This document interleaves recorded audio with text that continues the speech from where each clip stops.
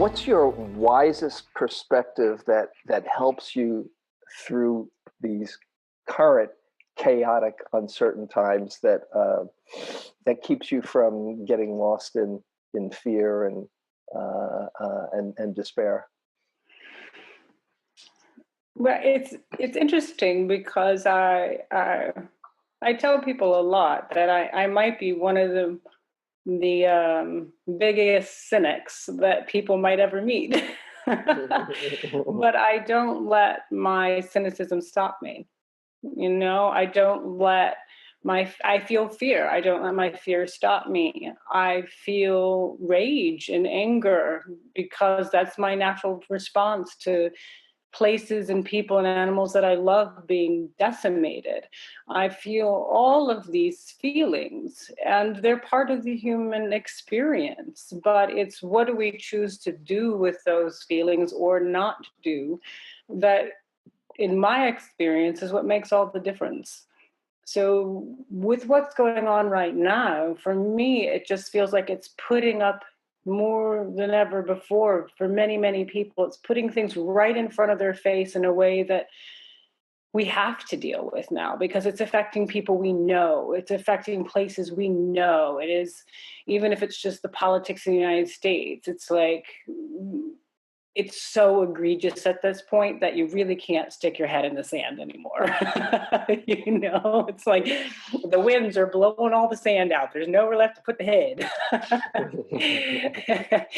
And so it's coming up for people. And a lot of my work while living in that tree and going through everything I went through was really about, in myself, learning how to be with what's so, to including in myself.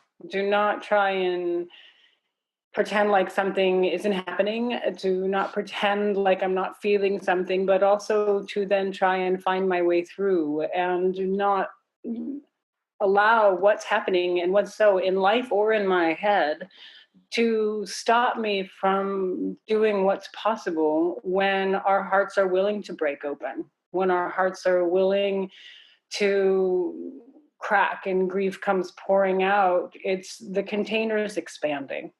And then we have more room, and so right now it's painful. And an automatic reaction is we want to go insular. We want to close in. We want to close down as a self-protective measurement.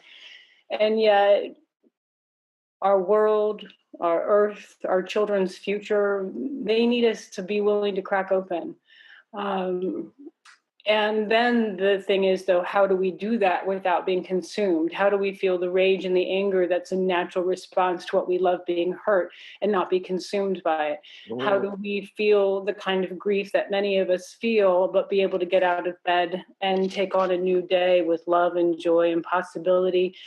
How do we take on the grief, the fear, all these emotions, and see what there is to learn from them, and then let them go like the river washing away so that we can show back up and be present. And it's only in that space of being present that we can bring our best selves forward. So I'm cynical. I get angry. I rage. I cry a lot. I'm so sensitive. I'm the kind of person who cries at commercials, it's kind of pathetic. So. But then it's like, okay, now this is what I'm feeling. But what is it that I need to do to work forward? And so I know that the world needs our love more than ever. Our world needs our joy more than ever. And it's hard because not only is there so much that's sad, but sometimes it feels like, well, who am I to have the right to be joyful when so much and so many are suffering?